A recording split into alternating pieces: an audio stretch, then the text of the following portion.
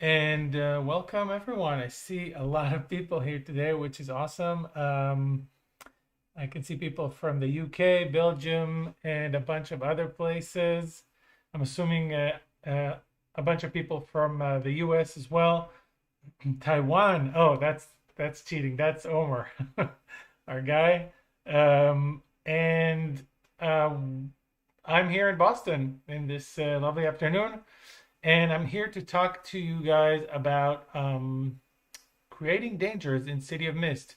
So this is probably my first time really streaming anything with all the software and everything involved. So bear with me. It could get a little clunky, but we're here to create dangers. We're going to learn about how to use dangers, and that's definitely something that we're going to achieve today. So, without further ado, I think we can just dive in. So let's see what we have planned for today. As we advertised, and as you can see in the feeds of these streams, we're going to talk about the basics today, which is going to kind of set the ground for maybe future um, streams where we're going to talk about more hardcore mechanics or more complicated mechanics. So what we're going to cover today is just about what are dangers, what do you do with dangers, how is conflict in City of Mist different from other games. We're going to talk a little bit about the components of dangers. You can already see I have a sample danger lined up here on the board next to me, and we'll talk about how to use dangers, and we'll start designing a couple of dangers. We already have a couple of submissions for today, and I'm going to ask you who are watching the stream to suggest a couple of options for us to explore. So I guess we can start. Let's see if any comments. Oh, we have Argentina, Germany, Scotland, Canada, Czech Republic, and many other places. Italy, of course. That's awesome. So really watching from all over the world, which is very exciting. Okay, so just let's see if anyone is on Facebook for a sec. Great. Okay, guys, so we're going to start with a general talk about dangers in City of Mist. So dangers in City of Mist are really the adversaries. Most role-playing games have adversaries, but in City of Mist, like everything else in City of Mist, we relate to the adversaries from a cinematic point of view, as if it was kind of um, a we're watching a movie and there is a kind of an action scene or an interaction scene where people speak to someone dangerous, and this is kind of like the perspective that we want to take for the whole experience, and this is what the game supports. So unlike other games where you have monsters or creatures or enemies that are basically using the same stats and the same build like your player characters, in City of Mist it's a little bit different. You actually have a different set of rules for dangers, because the purpose of a danger at the end of the day is to be an interesting on-screen, so to speak, experience for your player characters. So, and we also have New York. Awesome. So, okay,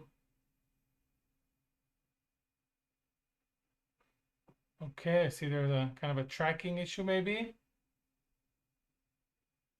Okay. So when you write a danger for City of Mist, what you're actually writing is an interaction.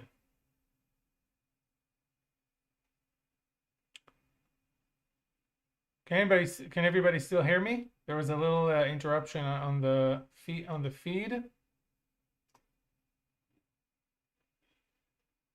Okay. Awesome. Chicago. Okay, getting back to this. So when you create a City of Mist danger, what you're actually creating is an interaction for your players that's going to happen in a way on screen. and you are thinking about um, what are the kind of challenges, the threats, and the consequences that this interaction could have. This is kind of the core of it. The other thing you're thinking about is how this interaction could end.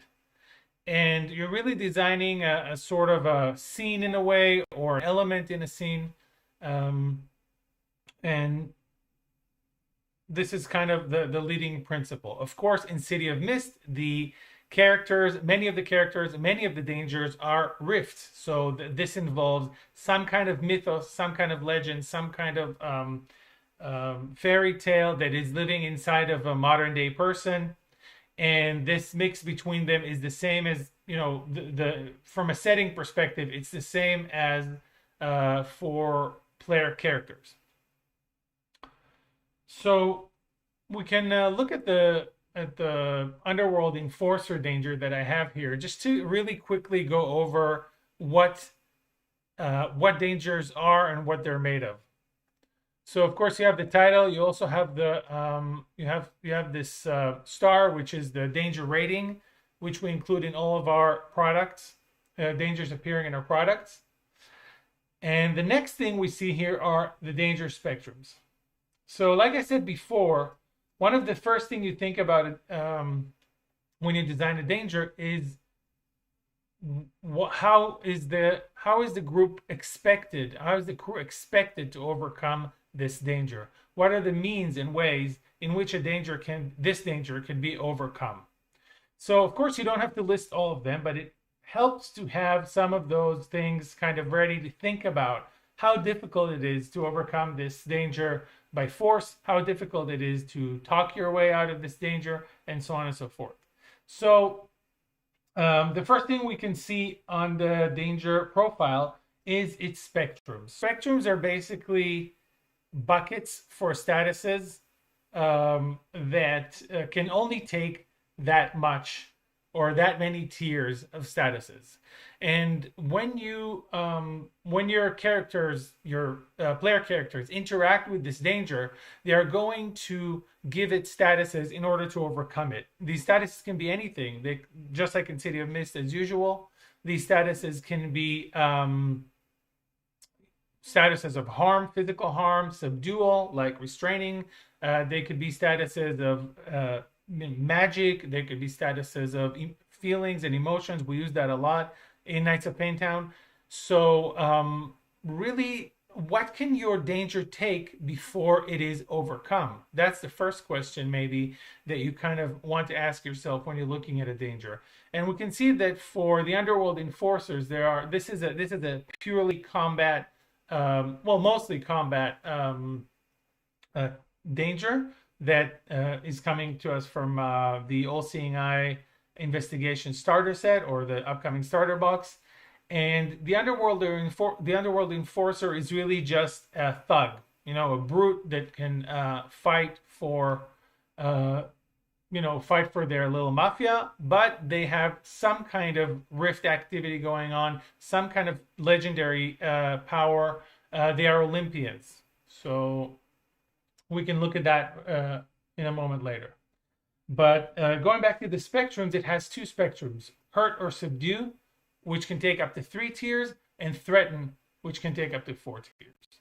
So spectrums, in a usual interaction between your PCs and the danger, they're going to apply a lot of, basically inflict statuses on the danger of various kinds until they max out one of the spectrums. When a spectrum is maxed out, that is when a danger takes a status that meets or exceeds its maximum, the danger is usually overcome. There are other types of spectrums, but we're not going to talk about that today.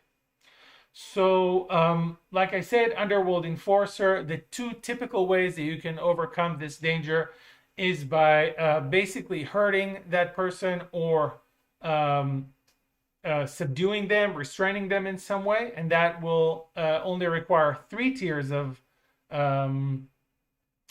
status. And you can also threaten them, which will require 4 tiers of status. Once that's exceeded, the danger is subdued. If they're hurt, they could be injured or dead or down. If they're subdued, they're restrained in a way that they can't escape. And if they are threatened, they are just willing to do whatever the crew expects. So this is really the first step.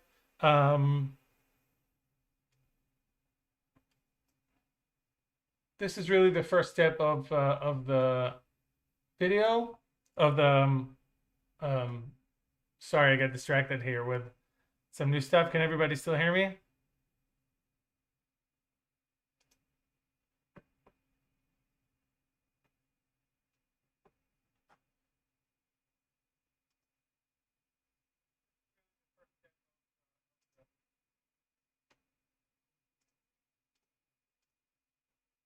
Okay. So so back to the spectrums. These are the two ways that you can really overcome this danger.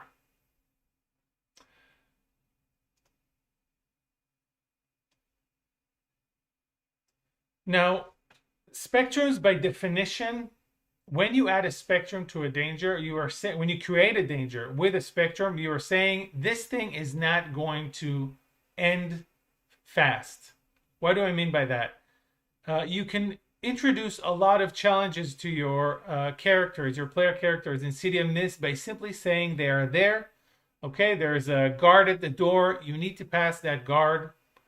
And this forces your players. This is basically a soft move called complicate things. You're telling them, okay, there's some kind of barrier between you and what you want. Let's say that guard at the entrance to the bar. And usually it only takes one move to overcome that that challenge. The characters can succeed in that move or not. It can get complicated, but usually that's all it takes. When you create a danger, especially a danger with spectrums, and use the spectrum mechanism, you're actually saying, no, this thing is not going to end with one move. It actually depends on how powerful you are and how many statuses or how many status tiers you can deal out. So it moves. When you create a danger, you're actually shifting your challenge from a one move challenge into a prolonged challenge. It could be some kind of a conflict, an ongoing conflict. In order to overcome your danger, your players will need to deal enough statuses, and in order to do that, they can't use moves like sneak around, for example, or take the risk, that are moves that simply, give you this kind of you succeeded with or without complication result. No, they need to use moves that will deal statuses, even if they are chasing someone, even if they are talking to someone, befriending someone, banishing someone. All of these need to be translated into statuses that go on the danger spectrums. So bear that in mind. Whenever you create a danger, it's an ongoing thing, and you have to kind of divert your players into using moves that give statuses. So this is the first part of the danger. The second part of the danger are the danger moves, and you have three types of danger moves. You have the custom moves, which are basically custom rules that you create for your danger. You have the hard moves, which are moves that are similar to the MC hard moves. Basically, give a status, burn a tag, deny them something they want. All of these moves that you're using, but they're kind of built in and baked into the danger. You can use these moves only when you can make a hard move or something equivalent. So, for example, when someone rolls a miss or less, you can use these moves. And when someone fails to protect themselves while making another move. We'll get to that in a minute. And of course, at the end, you have the soft moves. The soft moves you can make, again, whenever you can make an MC soft move, and they're basically threats. You're threatening your group, whereas the hard moves are more of the consequences. So in the soft moves, you'll usually see descriptions. Something's going to happen. The underworld enforcer is threatening a debtor to pay up or else, or they're closing in on someone, crackling knuckles. Then things escalate. Players make moves, they fail or not, and if they do, you get to make a hard move. and then the underworld enforcer bullies someone, grapples them in a lock, beats them up, and so on and so forth. So this is basically the basic construction of a danger. Pretty much spectrum and the three types of moves. But you can do a lot with just this very basic structure. So if anyone has kind of questions about this structure, I'm going to just take a look and see if there are any comments. And if not, we're going to move to how to use these dangers in the game. I think it's a little bit different from other games, so it's well worth kind of covering that base before we move into creating new dangers. So let's see what you guys have to say. So Doug says, just want to say that the soft move, hard move rules are one of my favorite parts of the system. Gives the players a tight understanding of the consequences of failure. Yeah, absolutely. This is definitely one of the nicest things from PBTA games. And it has a very, very nice effect once you kind of get the hang of it. And I'm going to talk about this next.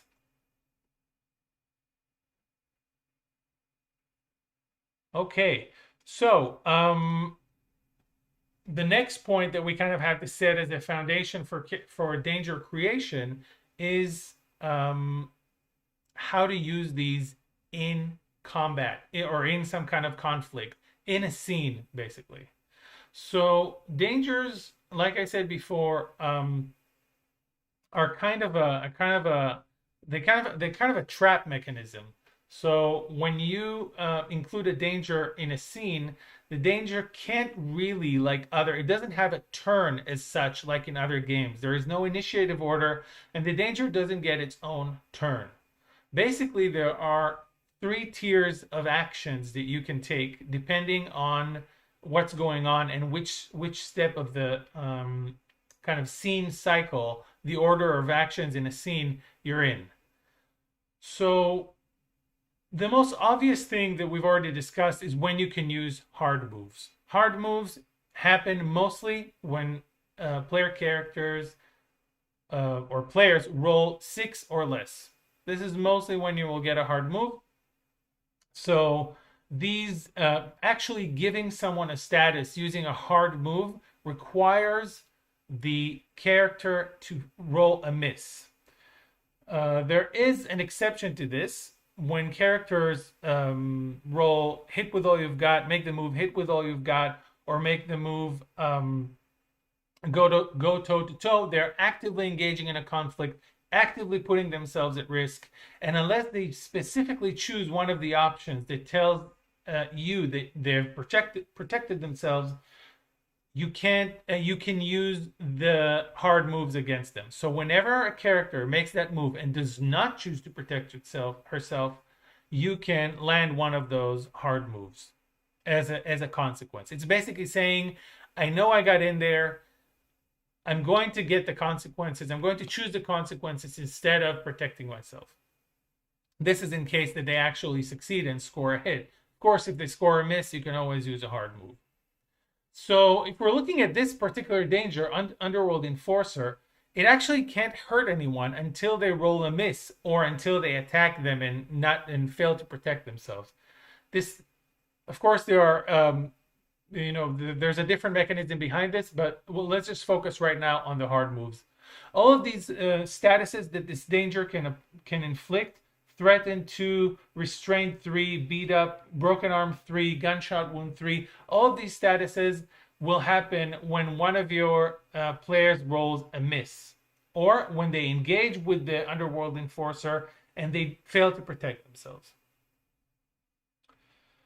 So this is kind of like going straight to the consequences. You fail, you get one of the consequences. So in your mind, keep that kind of equation, so to speak.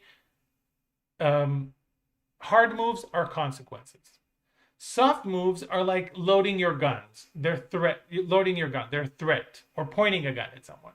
So with a soft move, you can actually present a threat, and if your players fail to act on it, actualize that threat and turn it into consequence the next time you have a soft move.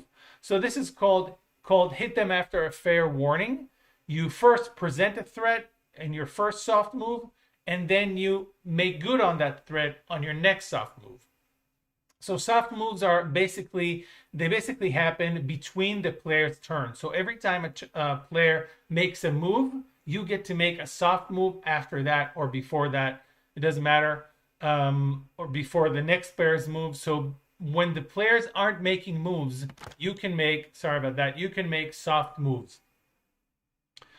So once again, the hit with all you've got mechanism is first make a soft move. Just describe something. Describe the underworld enforcer as closing in on someone, cracking their knuckles.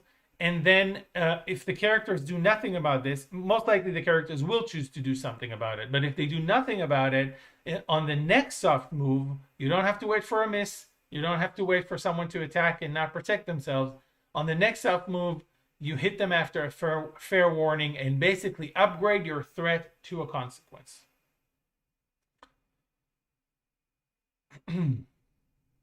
Now, the final type of interaction that you can have is an intrusion. An intrusion basically means whenever the conditions apply, you can come in with that. And most of the custom moves, or many of the custom moves, are actually intrusions. They have some kind of condition, and as soon as that condition applies, the move is triggered, and you get to activate this move, even if it's in the middle of a player character's move. You take back the spotlight, you say, wait, something's happening here, and you let them know what happened. Let's take a look at the custom move Olympian. When an underworld enforcer takes a status of physical harm, subdual, or suggestion, so they also have this kind of a protection from mental suggestion, reduce its tier by 1 if its nature is legendary, or by 2 if it is mundane. So when this is triggered, you don't have to wait for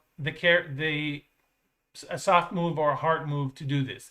When someone hits them with a status, if it's any one of those types of statuses, it's reduced by 1 if it's legendary and by 2 if it's mundane. So they have a stronger defense against mundane things. So many of the custom moves are built like this. They just trigger as soon as this happens. This could happen at any point in the game. So this is really the basic way of using dangers. Once you describe a scene, you start with the soft moves. You describe, what kind of threat this danger is posing to the investigation, to the player characters. You then continue with upgrading that to hard moves if the PCs are not doing anything about it. And if they are doing anything about it, they're probably going to roll misses or going to use hit with all you've got, go toe-to-toe, and put themselves at risk of being hit back. So that's when you kind of deploy your hard moves. And the real magical kind of heart of a danger, what makes it a unique experience and a unique challenge, are the custom moves. And we're going to talk about writing custom moves probably on our next session. But like I said before, custom moves kick in whenever they apply. So this is kind of the baseline. Let's take a look a little bit at the comments, see what you guys are, some of your feedback. If you have it, you're very welcome to share. And then we're going to move to the next step, which is how to build a danger.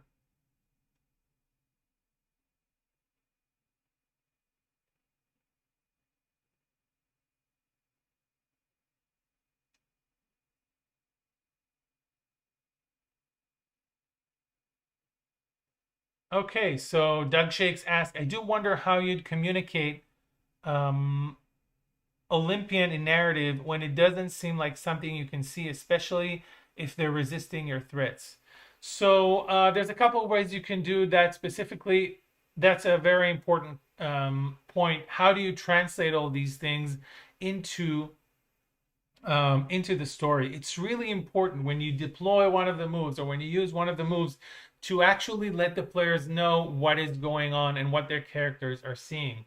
Once you say, for example, the bully, showers you with bullets, so you can describe it. You can describe the bully pulling out a Tommy gun and spraying one of the let's say the corner of an alley where one of the characters is kind of hiding or cowering, and say this person, describe it, of course, this bully is just, sorry, the enforcer is just riddling you with bullets. Of course, then characters can usually face danger when they take a status, but it's important to kind of describe it to the player so they understand what's happening.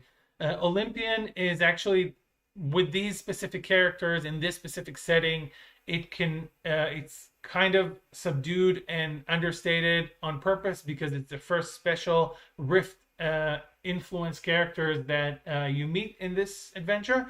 But I have described it a couple of times when I wanted to make things clearer as the kind of a glowing laurel around their head, some kind of magical legendary effect that only Rifts can see. Of course, sleepers in this setting can't see it. So yeah, we have the mist. The mist in City of Mist obviously is kind of masking a lot of this stuff. There is always a play on how much do you want to really expose. I think a laurel is very, very directly kind of saying, okay, these people are influenced by some kind of Greek mythology. Your players may not recognize it on the spot, but that's okay. At least they know that something magical is happening with the glowy golden laurel shaped halo. Okay, we have another question here.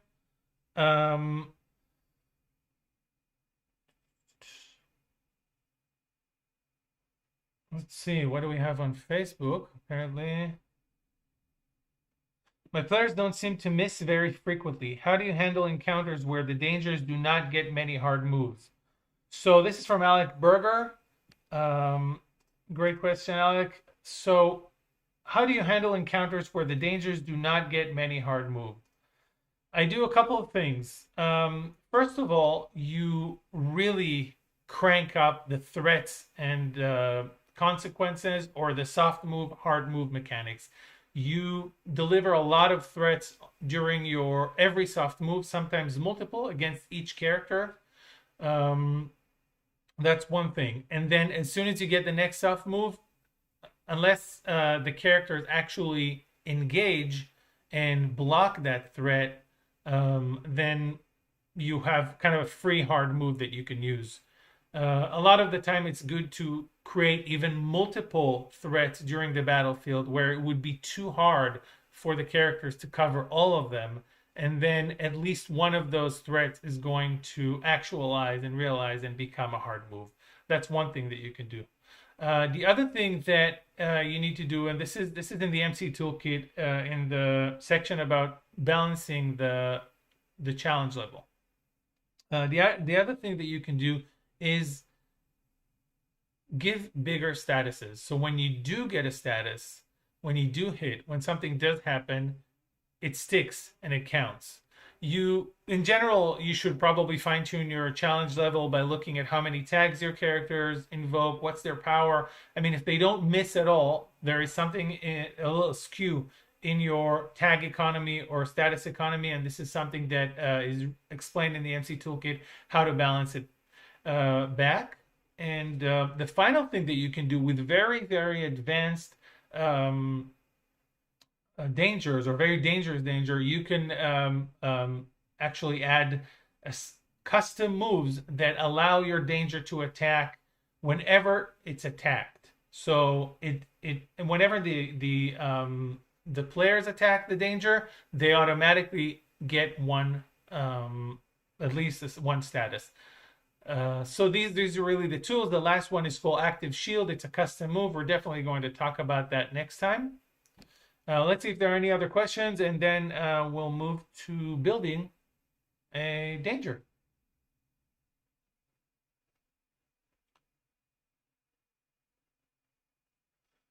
Okay, we have a question. Could you please explain whether players are able to see through rifts the moment they meet them? Can they actually understand which rift possesses an NPC? So this is definitely a setting question, and I would like us to still cover a lot of things, but I will answer it very briefly. You decide what rifts see when they see another rift, but the principle is the more a rift uses their powers, the more visible it is to other rifts what her mythos is. So, the more the under. I usually describe the glowing laurel when when Olympian is activated. So I don't actually describe the underworld enforcers as rift or as touched. As soon as the encounter begins, I let the players think that it's a usual, normal thug, mafia thug that's just trying to, uh, push them around. And as soon as the first status from a PC lands on one of the underworld enforcers, that's when I'll describe something and give them kind of a hint that there is a rift involved.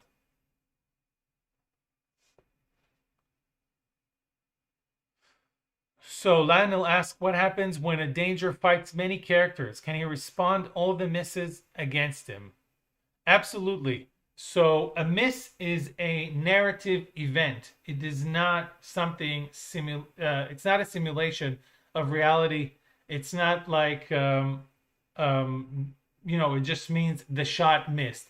No, a miss means that something bad happened in the narrative. It doesn't necessarily even mean that the villain, got another attack in, but that would be my first go-to reaction. Let's say that the underworld enforcer is fighting a couple of characters. The characters roll several misses. Yes, the underworld enforcer will beat up one of them, shower another with bullets, and so on and so forth. And it also depends on the narrative of this character. If this character is really badass, if it's very powerful, it can definitely dish out a lot of hits against a bunch of starting rifts that really aren't fighting as well as they probably should be. But there are other mechanics. Like I said, the active shield is a custom move that lets you dish out an attack for every attack that comes at you. So you could even have a character that is fighting multiple opponents at the same time, danger that is fighting multiple opponents, multiple PCs at the same time, without them rolling misses. But just to answer Lionel's question, yes, you can definitely use different or the same custom moves, hard moves when when the players keep missing while fighting a danger. Okay, so I think we better kind of dive in and start designing. Any ideas? I mean, we already have one submission for today of a very interesting danger that we can work on. But let's maybe start with something a little more basic. Do you guys have any ideas for a danger you would like to see built? And I can tell you in advance. Maybe let's try and shoot for. Maybe let's try and shoot for legends that a lot of people know, and kind of something common, and try to keep it pretty straightforward. Now, remember, a danger can be not just an adversary; it can be anything that puts the characters at risk. We can take a look at other few dangers that I have here prepared while you guys are thinking about some ideas. Let's see what other characters and dangers we can look at. So, just to give you an example, I'm showing you a couple of dangers from Shadows and Showdowns. And one of the avatars described there is Chairman Chow, who has, of course, multiple rifts and creatures working at his service. One of the most basic creatures. Chairman Chow is all about fanning passions, fanning desires, especially from a commercial point of view, getting people to buy things. So one of the dangers is what happens when you are actually, an ambitious person. You want to get ahead in life, and you kind of get sucked into Chairman Chow's network and are consumed by your desire. You become a preda, which is a kind of an Indian version of a hungry ghost. And we can briefly take a look. When you kind of encounter a preda, you can hurt or subdue it with a spectrum of 3. And it's harder, however, to negotiate through a preda because these guys are obviously, they're basically business people corrupted by Chairman Chow. So we can see the custom moves of this danger. We can see that this danger has a couple of hard moves. Devalue a counter proposition, which basically means I'm going to burn your PCs, or you can burn your PCs tags that, like Excalibur's Seasoned Negotiator, tags that allow them to be better at negotiations. And they can also give someone, kind of rope them into a deal, giving them a status really wanted to, which is basically a compelling status. A compelling status is a status that kind of drives you to do something, and if you try to do otherwise, of course, your power is greatly decreased. And as a soft move, we just kind of described the way they go into a negotiation with this burning hunger in their eyes, the same legendary hunger that Chairman Chow infects everyone with. Just to give you another example for something completely different is the branded store. So this is just a store that is dangerous to go into because it gets people to buy things. So completely different type of danger. Not necessarily. It is a conflict, but not necessarily an adversary. And once again, this store is kind of dishing out statuses like "gotta have this." If someone's trying to leave before buying anything, the store can give them lost. And some of the custom moves in this store give compulsion statuses or compelling statuses, like literally compelled to enter. When you come near the store, you see something, and there's an influence on you to walk in. And these are more like, and it's just a couple of examples on how you can do business-related, passion-related, social dangers, mental dangers, and many other variations. We also have Apollo, which is a classic danger, classic god. A lot of people know this god, the sun god and the god of music. He appears in the Furnace, which is the 4th case in Knights of Paintown, as just a character that you can go into a kind of a fight club situation with and brawl, kind of have a rift, legendary on legendary brawl. And this character, again, it's much more of a conflict character. This danger's purpose is not to include some kind of a general dangerous area like the branded store. Here we're talking about an adversary that is looking for direct conflict. He also, by the way, has the Olympian custom move, just stronger, and his moves usually disorient the enemy with dazzling light and music, because Apollo in the city is this synthwave 80s punk musician. So this is just a couple of examples of where you can take it. And let's see what we can get in terms of some ideas for a danger. Let's see. We've got ideas such as we have Evil Santa. That's a great Christmas one. There's an example for Minotaur in the book that's more generic. Could you make a more specific one? We have, let's see, what else do we have here? Detective with the wild hunt in it. Um, Shadowy agent.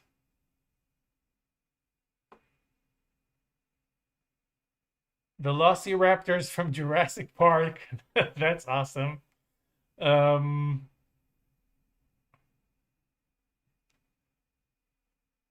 okay, let's take the Velociraptors because that's kind of cool. But let's see if we have one more that's a bit more rifty.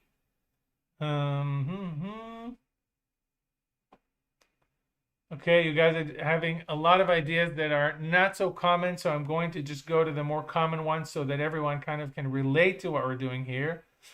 Great ideas, though. I'm really loving it. Okay. Okay, and Alessia, I'm not sure how to pronounce it, but it's a beautiful name. Says my main villain is Mount Vesuvius. That's perfect. Let's take that. Mount Vesuvius, and let's see. This is of course, the volcano that erupted over Pompeii, and let's see what we can do with that.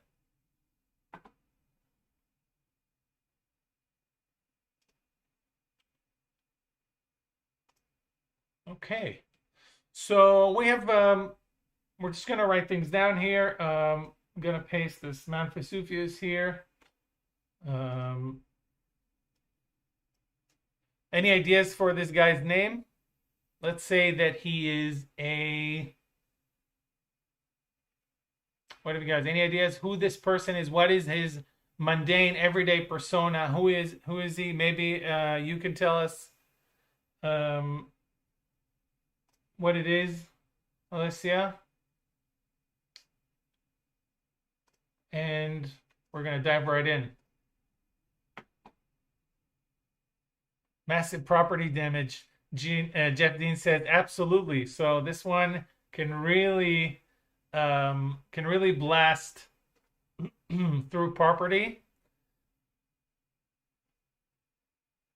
and let's just kind of dig into that. So Mount Vesuvius, real estate mogul. I had him named Marshall. Okay, let's do it, Marshall.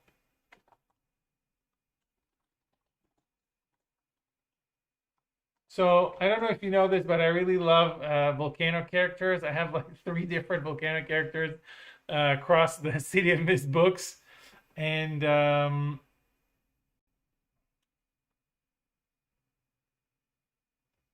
okay. Okay, I like it. Construction site foreman. I'm gonna take that from core stock, and we're just gonna run with it so that we don't spend the time kind of building the idea. He's a construction site foreman. Let's say that the way that the characters are likely to encounter this guy is just as a kind of a disgruntled worker in a bar, someone that maybe kind of is looking to pick up a fight and blow off some steam, pun intended. So this guy.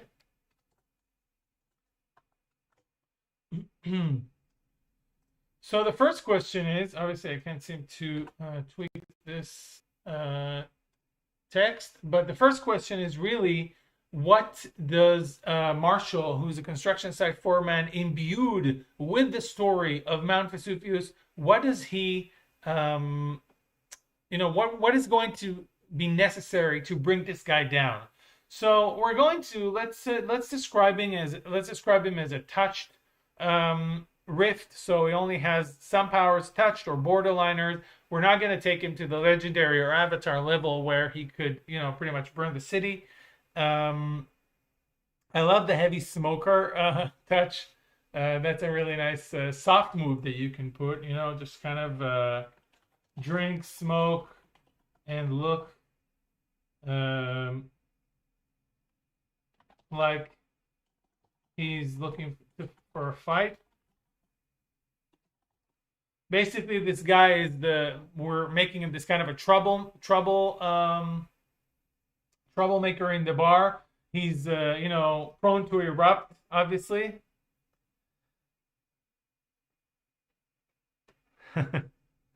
And okay, so as a construction site or foreman, I would say this guy is pretty tough. So I would give him at the very least hurt or subdue 2. We're gonna do we're gonna do the rating a little later. I'll talk to you about how to establish the rating of a danger. So we're going to go for hurt or subdue 2. That's the first thing we're going to do. We can make him stronger. He is, after all, a volcano. Can he take more impact than thanks to his abilities? Maybe, maybe not. I would say that if he was a mundane construction site foreman, I would then give him a hurt or subdue. Let's see what else he can do. What kind of hard moves do you think someone with a volcano power can do? The obvious thing is going to go for being able to spew some kind of lava, which is very powerful and very destructive. So let's see. Okay, we have some. So that's really the straightforward basic stuff. Hurt or subdue 2. And kind of spew out some lava and burn someone. Maybe just spit lava. Let's not make it too theatrical. Let's make it a little bit more subdued. And just spit lava at someone would get him probably to what kind of status do you think that could give? Pretty much burns. Or burned 3 or 2. You can really adjust it depending on how dangerous. So this is really kind of where a lot of people get stuck. What else happens? And what I would do at this point is I would start really thinking about this character in terms of what their role is in the scene. So let's see.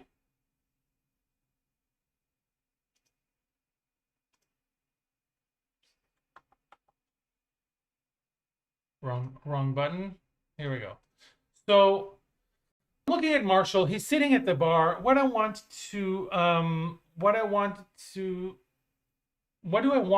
to happen with the other characters? What do I want to happen with the PCs?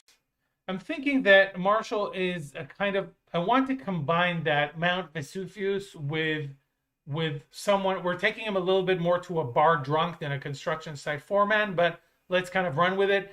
I want him to be a problem in the bar. Just a problem in the bar. It's not a huge kind of avatar level encounter right now or legendary level encounter. We just want a guy that's causing some problems at the bar. So hurt and subdue is the obvious thing.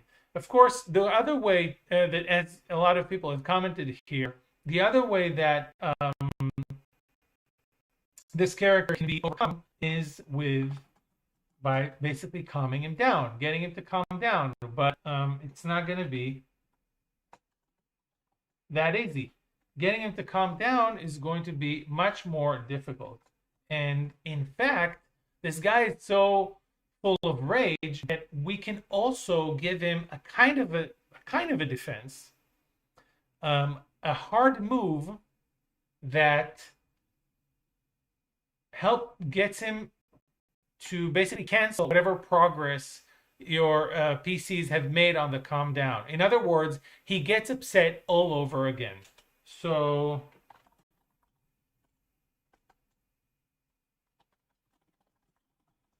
this hard move would basically say remove tears from calm down. So calm down the spectrum. As a hard move, if the characters fail to do it, you can remove tears from calm down if they try to get Marshall to calm down. So that's another interesting hard move that he could do. So I noticed a lot of people saying thunderous threats. That's a great idea. Volcanic vomit. I think volcanic vomit is a great idea. I think that it kind of connects with the drunkard stereotype, and I would absolutely increase the damage level on a volcanic vomit and the area. So I would say maybe everyone in the area takes. What was some of the suggestions there? Sticky burns. 4. We needed 4 to do something a little bit, to describe it as something a little bit more powerful. Something like severe burns.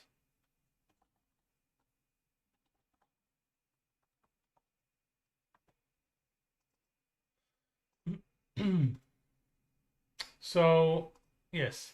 So, one thing that is kind of really screaming out to me out of this with the volcanic vomit is actually to make it into a custom move.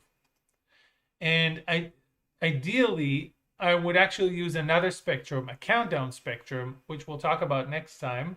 So I'm not going to do it here, but what I would create just as a side note is I'm going to give this danger a countdown spectrum of until they start vomiting. So basically how drunk they get. And when that maxes out, then this character spits volcanic vomit. So it's going to look like something like this. Hurl. When Marshall has had one drink too many,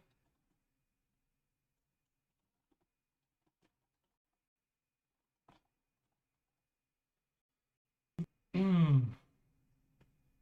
barfs. Sorry for everyone about to have their lunch or dinner. Volcanic volcanic vomit. Everyone in the area takes severe burns. 4. Okay. So some are saying maybe dial it down, make it 2 if it's an area affecting. Absolutely. I think that this is really, really powerful if we are going to give him the ability to give the status 4, his danger rating is going to be very, very high. So as a rule, danger ratings are pretty much comparable, or let's say the baseline for danger rating is the toughest status that you can deliver, that's your danger rating. Of course, if you have very strong defenses, if you're very tough to kill, that changes, or if you're very easy to kill and have very weak defenses, that changes the danger rating. But the baseline of it is what kind of statuses, what kind of damage can you deal with one hit. So for this guy, if we actually left him with this, since he can't do it all the time, he kind of builds up. He builds up to this attack. I probably wouldn't give him a severe burns 4. I wouldn't give him a 4-star, but I would give him 3-star. If I want to keep this character down with the rating, try to go closer to 2, then definitely everyone in the area. Oh, but it does do everyone in the area, so that could definitely balance out. So really what you want to ask yourselves is, how often is this move going to apply, and how much damage it's going to create? So here in Hurl, I have two separate aspects. One of them is, it only activates when he's had one drinks too many. But the other aspects of it, the aspect that makes it much more effective, is that everyone in the area is affected with one hard move. So this kind of these two aspects balance each other out more or less, and then it kind of means that I would take this 4 and turn him to a danger rating of 4. I don't want to do that. I want him to just be a simple bar. It's really cool. It's really exciting, but I don't want to get carried away I want him to turn into the simple bar danger that's touched. So I'm going to downgrade that to 2. And it's just kind of disgusting. And of course, as burns, it could be um, mild burns or sticky burns or charred or whatever you want to add here.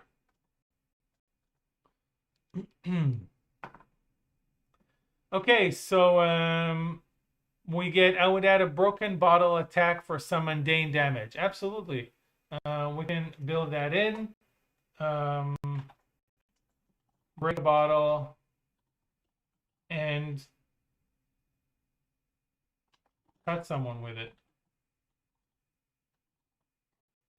So that would be like a nasty cut or something. I'm still trying to keep this danger pretty reasonable. And I don't want to go too far with the statuses. So this is a very, very simple danger. You can go much further with that. Yeah, the break a bottle is definitely something that could be as commented here. As a soft move.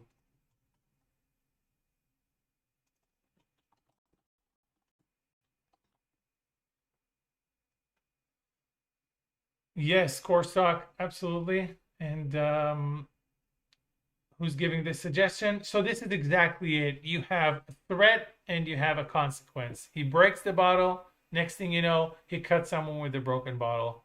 Let's give this guy one more thing, maybe one more status before we move on to the next danger. Something along the lines of, yeah, inside a bar brawl. That's great. So there's one of the suggestions there. Something that is, but maybe something more to do with their mythos, with Mount Vesuvius, with an erupting volcano that isn't just like spewing out damage. Something we mentioned before. Destruction of property.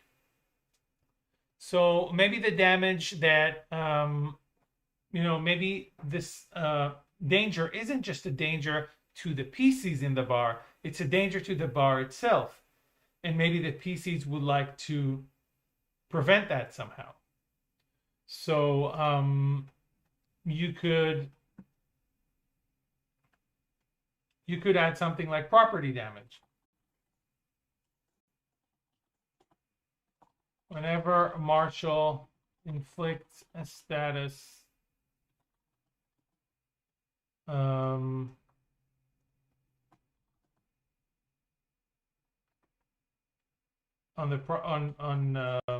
inanimate objects,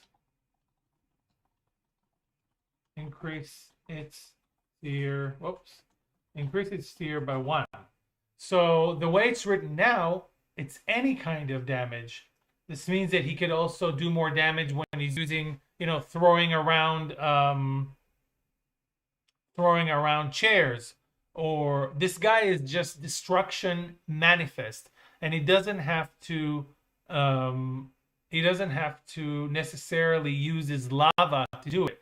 He's just a very destructive kind of guy. So this is kind of where we took it. Of course, you can do a lot of different things. There's a suggestion for smoke screen, ash cloud, earthquakes, and you can really go very far with it.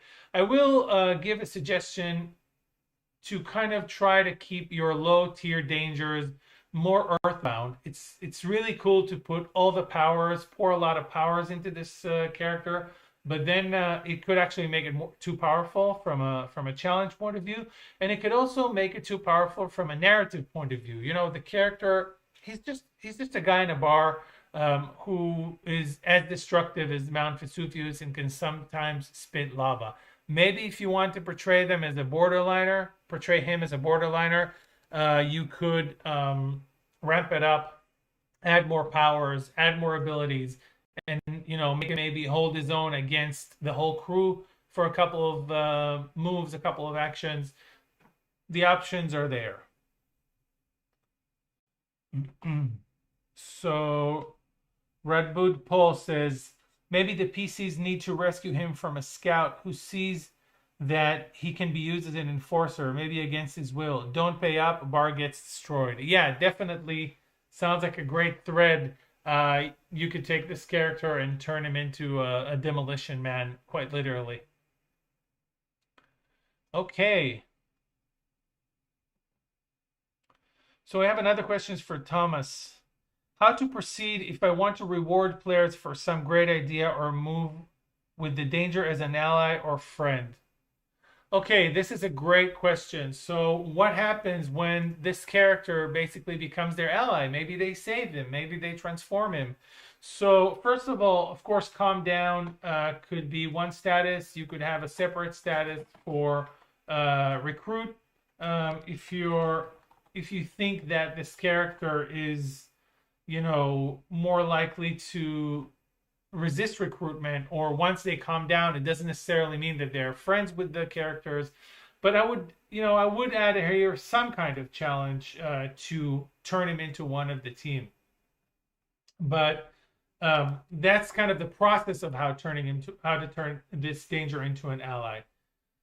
From a mechanical perspective, once a danger becomes an ally, the best way to portray the danger is by giving the characters an ally temporary extra theme, or an extra theme if they have moments of evolution and can use that. So a temporary extra theme is it's an extra theme. It's an ally extra theme. Like all extra themes, the tags there are crispy, so they can only use these tags once before they have to kind of spend time with this danger in order to recover it. It doesn't mean that an ally team usually can do less damage than a danger from a mechanical perspective, because it just means that the characters don't have full control, over this person, and they don't have necessarily their undivided attention. So this person can say no, can say yes, they could be available, may not be available. And in general, from a cinematic point of view, this character, you want to limit their spotlight and their narrative power, and that's why it's good to limit it to a handful of tags and to one theme. But if you wanted to, let's say that the characters overcome Marshall, they get him to calm down, maybe they even recruit him, you can gift your characters with a temporary theme that they can then use in their moves. They can say, okay, we send Marshall to do this, and they make a player move using Marshall's tags. But this is, of course, the longer way. The shorter way is you pretty much make a ruling in the game. Okay, Marshall is with you guys, and he can do, 1 to 2 things. Dangers can, of course, affect other dangers. Marshall can make a move if you want to use that. He could make moves against other dangers. However, I personally feel that it really steals the PC's thunder, and that's why I prefer to use the themes, the extra themes. So this is our Marshall, and we're going to try one more. I hope this answers the question, by the way, and feel free to ask more questions or a follow-up question on that.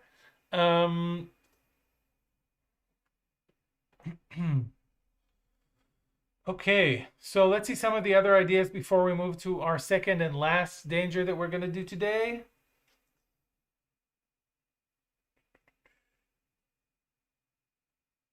Okay, so let's see. We have a submission from Damon, who sent this out before we started. A submission. Let's see exactly what we're going to do. Yeah, from Damon Mitchell. He wants to create a danger called the Bruce Brothers. The Bruce Brothers. I'm not sure I'm pronouncing this right, because this is definitely Norse stuff or Scandinavian stuff. So we have the Bruce Brothers, and the Bruce Brothers are based on the Three Billy Goats Gruff story, which I'm going to tell you in a minute. But if anyone wants to go and check it out, I'm posting it now in the chat channels.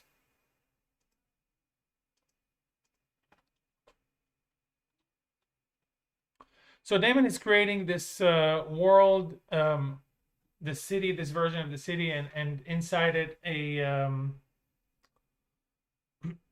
avatar or an operation, a danger operation that is based on the mythos of Bifrost, the Scandinavian bridge.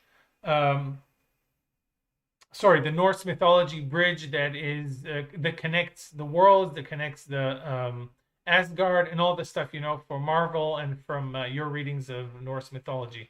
So the Bifrost is the Rainbow Bridge, and this guy, Mr. Frost, um, he is basically a smuggler, a person who provides a supply chain, transportation of and delivery of any kinds of goods for all the crooks and criminals of the city, and for some also legitimate businesses. And Mr. Frost is not, we might do him next week, but he has a couple of people working for him, and many of them are trolls, but the people who really run the show for him most of the time are the Bruce brothers. And the Bruce brothers are based on the Three Billy Goats story, which is very simple. There's a troll on a bridge. He won't let anyone pass. The first goat, the smallest goat, comes. The troll wants to eat it. She says, or it says, why don't you eat my brother? He's much bigger than me. He's right behind me. Okay, the troll let him pass. The next billy goat, medium-sized billy goats, comes up. Same story. Why don't you eat my brother? He's right behind me. And the troll lets that goat pass as well. And then the third brother, the biggest brother, comes and is obviously big and mean, and he just kind of rams the troll off the bridge. And that's the end of the story. So we have here the Bruce brothers, who are basically truck drivers or delivery people or managers of a illegal delivery operation, smugglers in a way, who have this mythos. The three of them have this mythos, and out of them, two of them are the smaller ones, and they're both kind of referring attackers to the biggest one. So let's see what we can do with this danger. Any ideas?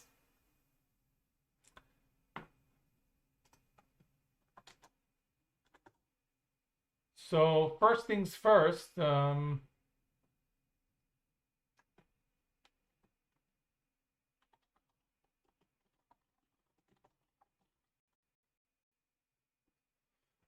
gonna say what they are in the city. These guys are truck delivery smugglers. You know, they know their way around the city. They know how to drive. So I'm going to start actually by giving them a spectrum for if someone tries to catch them. That's not going to be too easy. Let's say 3. And then what other spectrums, if anyone has any ideas, fire away. Yeah, so this is tougher. Now, this is a very specific story, but let me tell you what I had in mind for this one. This is something that came from Damon. I want to create a danger where the two smaller goats, so to speak, the two younger brothers or the smaller brothers, redirect attacks to the biggest brother. So what I want to do here is to give separate spectrums for the different brothers. I can create them as separate dangers. I can create them as a collective, but I'm actually going to give them separate spectrums on the same danger. Let's see. So try to figure out their names.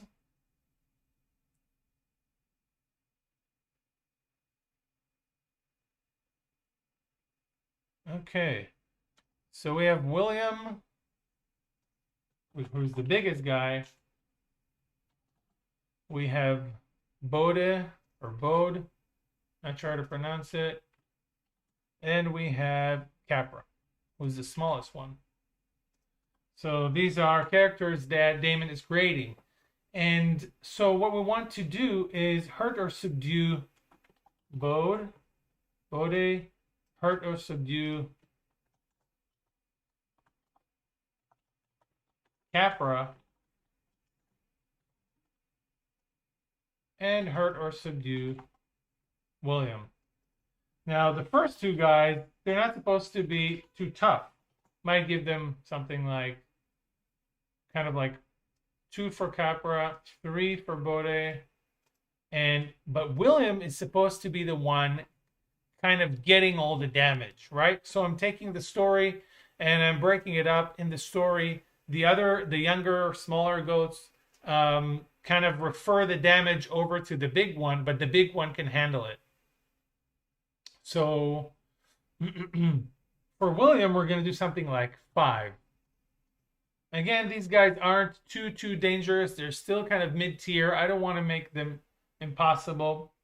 It really depends on what kind of defenses I'm going to give William, and we're going to talk about defenses in the next video. But let's say that William doesn't have any defenses even. I could even give him a tier 6 spectrum, which means that the characters are really going to have to build up a lot of statuses, the crew, in order to defeat William. But what makes the characters, the PCs, attack William? We need to create some kind of a taunt move, something that redirects the damage from Bode and Capra to William, or maybe even kind of from Capra to Bode to William. We'll see how that works. And it has to be magical, because if it's not well, it doesn't have to be, but I think it should be magical because that's the whole twist of the story. They also really hate trolls, so maybe we can give them some extra damage against monsters or things like that. We'll see in a minute. Okay, let's see what you guys, some thoughts did you guys have?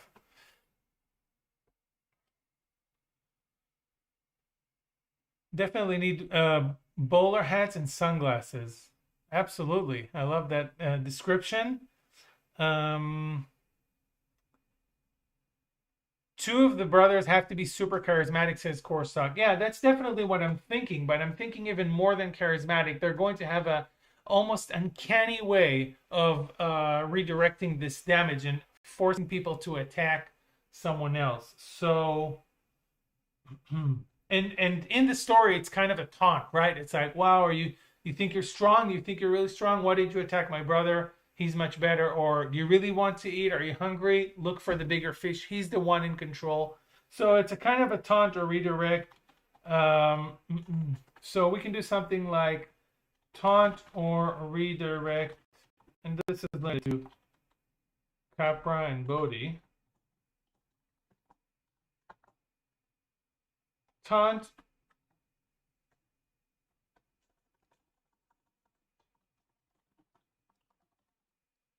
someone to attack their brother William. Or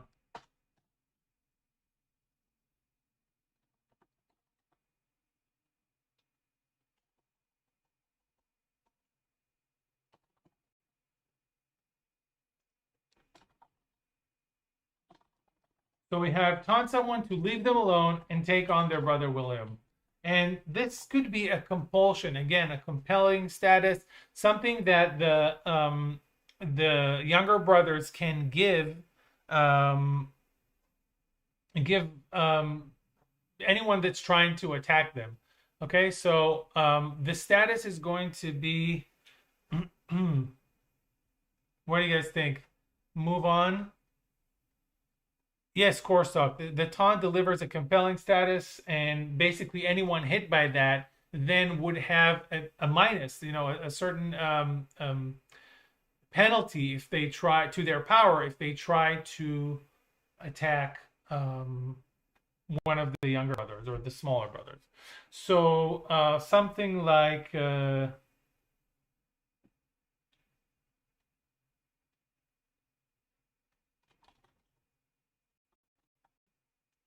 something like move on to William, or wants to hit William. So this is kind of a comic. It's getting a little bit towards the comic way of things. Let's just grab this color here, and it's kind of all these guys can do really is divert diverted over to their bigger brother. Provoked, yeah, that's a good. Well, yeah, well, provoked to specifically provoked to tackle William. Okay, let's see. Alessia suggests target 6, where if the target level is 1 or 2, they can target any brother. 3 to 4, the 2 oldest.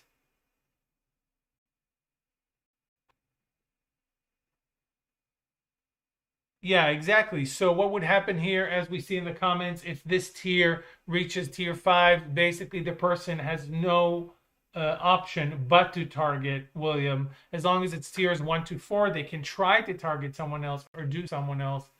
But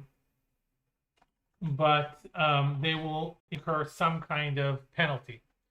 Of course, all these guys are goats, so maybe we'll give them kind of a headbutt or ram with horns.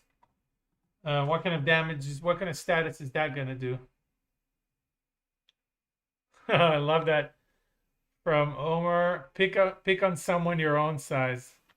This is great. I mean, this could be interesting because this would even be more effective when you have characters that are small and then they're not really affected by this because they're the same size as Capra and Bodhi.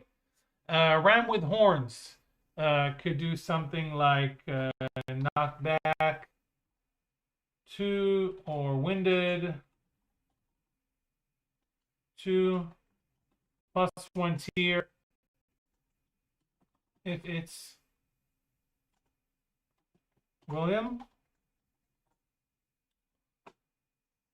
So these are kind of straightforward goat character moves.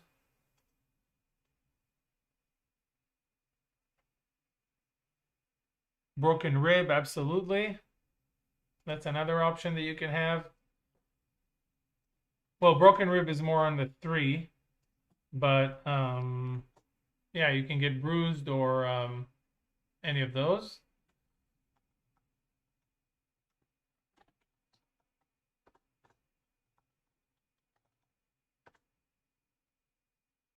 Okay. So now we already have a kind of a different dynamic. Billy goats can climb like nobody's business. Absolutely. So maybe they can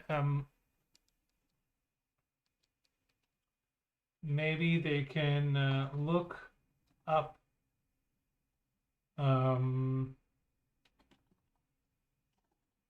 up to locate a higher ground. And then the next move would be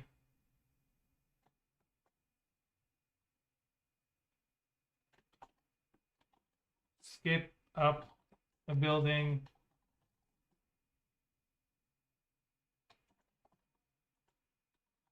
putting some distance between them and the crew. This could either be deny them something they want if you want them to be able to really vanish, or it could be remove tiers from catch.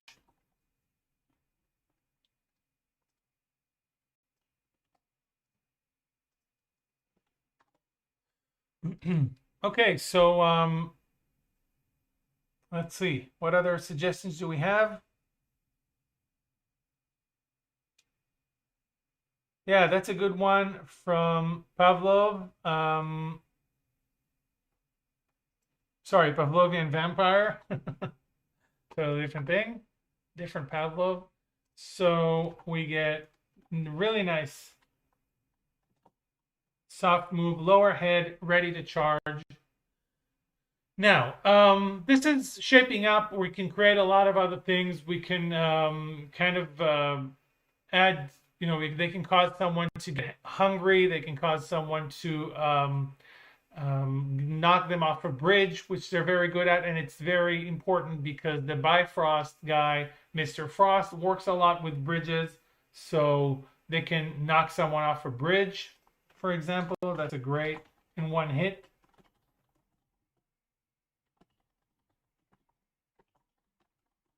I don't know if it's complicate things big time. It could also be one of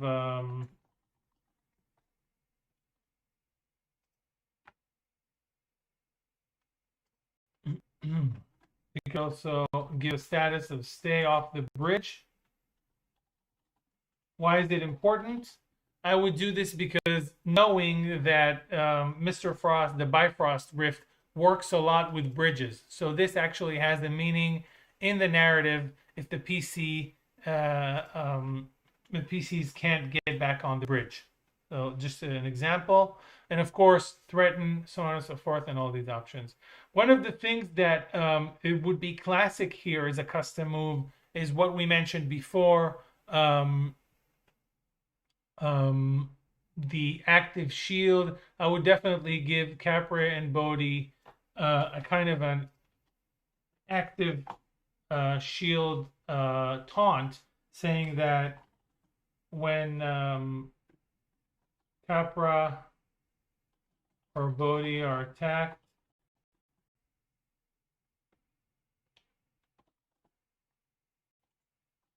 they first give the attacker pick on someone your own size 2. So we're going to dive deeper into the custom moves on one of our latest or one of our next danger construction zone streams. Okay. I've never seen that kind of hard move effect before. Is that used in the books somewhere? That's a question from Corestock. Yes, absolutely. So we have hard move. All of the MC hard moves can be used in a danger hard move, including deny them something they want, force them to choose, complicate things big time, which is just basically means a narrative complication. And one of my personal favorites, make something horrible happen, which is very, very appropriate for the noir, dark, gritty setting, because it's basically something horrible happens to someone else, and it has an emotional build. So definitely you can use all of the MC moves in the hard moves of a danger. It helps plan what you want this danger to do. So it's definitely an option. And deny them something they want. Yes, they can get DKJM 74 if they climb. They can get a higher ground tag. You get the picture. So this is creating dangers, folks. Thank you very much for your help and your participation today with creating dangers. This was really, really cool to do. We've kind of explored, some of the basics of using dangers in a game. And if you have any other questions now, now's the time to ask them. I'll answer a couple of questions, and then we'll sign off, and we'll let you know when the next video is. Any open-ended stuff?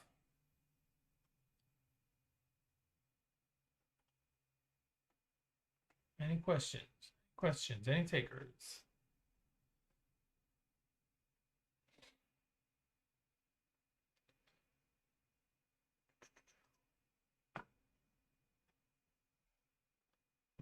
Okay.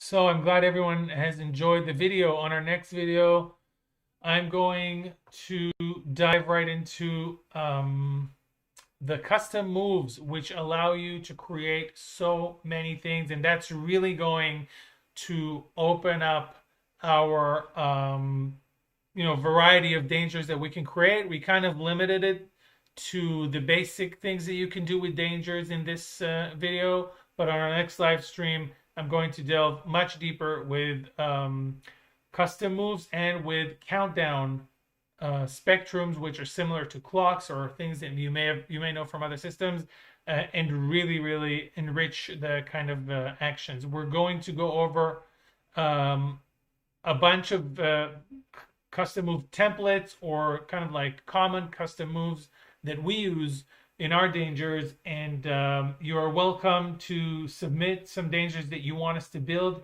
If you have an idea, next time it's going to be much more to the point. We're just gonna talk about custom moves and start building characters. And also, if you have an idea, we'll be able to kind of realize that idea in a much deeper way, in a much more profound way than we could this time. But I think that the Bruise Brothers and Marshall were a very good introduction to to the beginning, the basics of dangers. So let's see.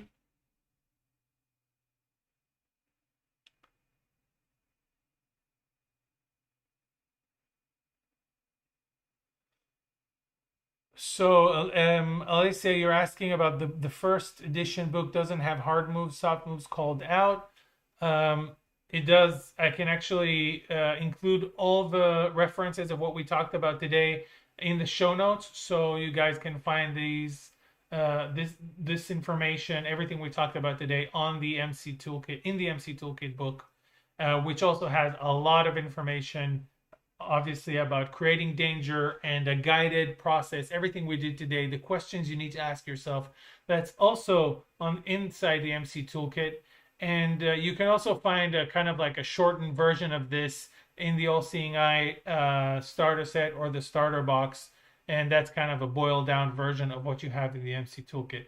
Of course, if you want to have examples for dangers, they're all over our products.